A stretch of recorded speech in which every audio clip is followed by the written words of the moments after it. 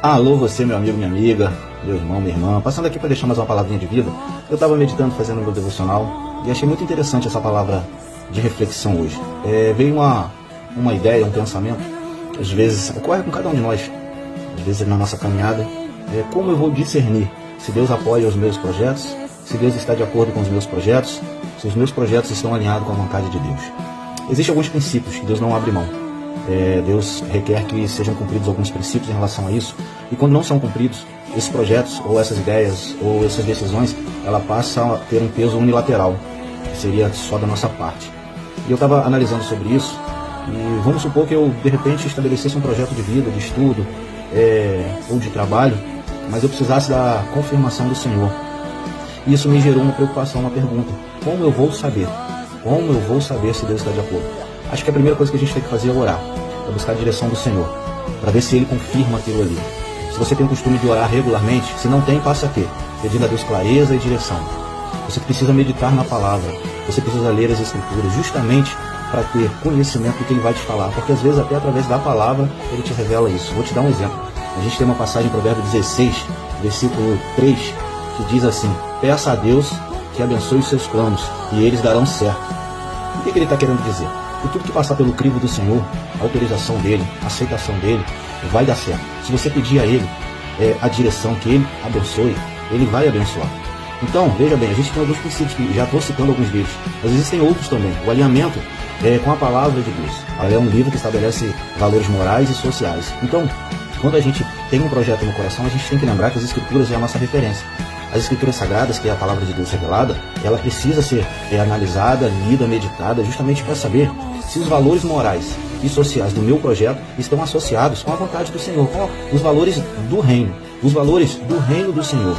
E a outra confirmação que vem, que a gente às vezes passa despercebido, a gente encontra lá em Colossenses 3,15, que diz o seguinte: e que a paz que Cristo dá dirija vocês nas suas decisões, pois foi para essa paz que Deus os chamou a fim de formarem um corpo. O que acontece? Nós, antes de qualquer projeto, uma vez filhos do Senhor, uma vez cristãos, nós pertencemos a um corpo. E esse corpo não pode tomar decisões unilaterais sem ter o consentimento do Senhor. Mesmo que a gente tenha uma vida, a gente sabe que fora do corpo a gente tem a nossa vida, o nosso cotidiano, mas é necessário que a gente questione a Deus, pergunte a Deus. Então esse versículo vem muito coerente. E a paz que Cristo dá dirige a vocês nas suas decisões. Tem uma outra versão que fala que a paz no teu coração é o árbitro das decisões. Ou seja, que ele arbitra as decisões. Se você não estiver incomodado, se você estiver em paz com aquela decisão, se você for uma pessoa que medite na palavra, ore ao Senhor, espere essa paz no teu coração, você não se sinta incomodado, porque de repente pode estar entrando em conflito ou confronto com o Senhor, vem essa paz que é a confirmação através das palavras. E vem outra coisa, a submissão e a obediência. O teu projeto, a tua ideia, o teu planejamento, ele passa pela submissão da vontade do Senhor. Você está disposto, quando você ora ao Senhor, você falar assim: Senhor, seja feita a tua vontade na minha vida, no meu coração. Eu tenho esse projeto. Assim como o Senhor Jesus orou: Pai, será que o Senhor não pode me livrar desse cálice? Pai, mas no final Jesus fala assim: que seja feita a tua vontade. Irmãos, a gente precisa entender que muitas das vezes as nossas decisões têm muito a ver com rebeldia ou uma decisão que vai por contrariar a vontade do Senhor. A nossa decisão, muitas das vezes, ela está pautada no desejo do nosso coração e não no desejo da vontade do Senhor ou do coração do Senhor. Por quê? Porque muitas das vezes aquele projeto de vida vai te trazer uma autoexaltação. E todo projeto que você criar para a tua vida, ele precisa, você como homem de Deus, como mulher de Deus, como cristão, ele precisa. Qualquer projeto, você precisa entender que o teu projeto precisa exaltar o nome do Senhor. O teu projeto precisa exaltar o reino dos céus. O teu projeto tem que fazer bem às pessoas. Você imagina um projeto de vida, vou abrir um estabelecimento, um comércio ou alguma outra coisa que vá fazer mal às pessoas, que vai trazer dano, lesão, vai lesar as pessoas, trazer um dano físico, psicológico, sabe? Então isso não é do agrado do Senhor. Então não é tão difícil, muitas das vezes nós agimos até por conta própria. Mas quando a gente quer de fato que aquilo dê certo, a gente tem que buscar o Senhor.